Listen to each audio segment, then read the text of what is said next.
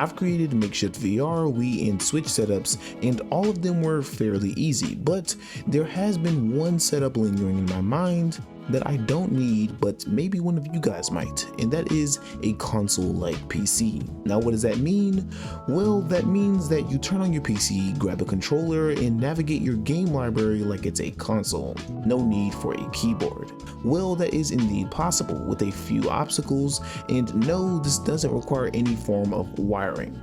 All of this can be done from the comforts of your home. So let's start.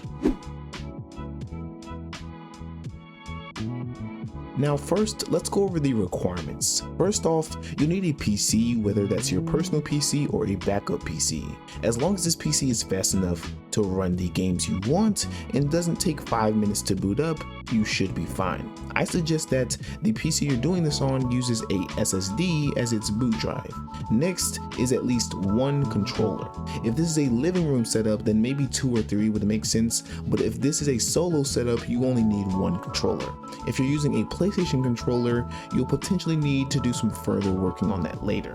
Once you have the PC and a method of input, you'll of course need games. Remember that this is purely up to you. If your system has plenty of space, go ahead and fill it up with those totally legally obtained games.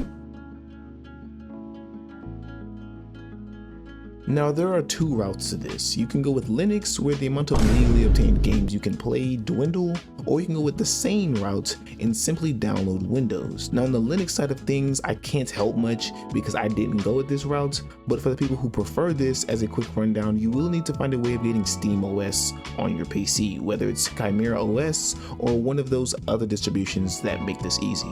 If you're going with the Windows route, well, I can surely help you with this. First off, install Windows on that PC of yours. Before you move on, you should definitely use my video regarding the actual ways to optimize Windows 11. This will make your installation run even faster. Once that's done, install Steam. The way we'll be doing this is by using Steam Big Picture. For those who don't know, Steam Big Picture is pretty much a console-like interface which allows you to navigate your library and other parts of Steam as if you're using SteamOS itself. It also allows you to boot it up at start, which we'll get to later. Once you have Steam, simply go to Settings, Interface, then enable Start Steam in Big Picture mode. Also, make sure that Run Steam when my computer starts is enabled. Lastly, if needed, enable Steam input on all of your controllers. What this does is it translates whatever you're using for input into something understandable for the game you're playing. For example, almost no game supports Joy-Cons on PC, but you can use Steam input to combine those Joy-Cons into a X input controller, which your game will recognize. Other than that, make sure you have all of your games installed or added as a non-Steam game.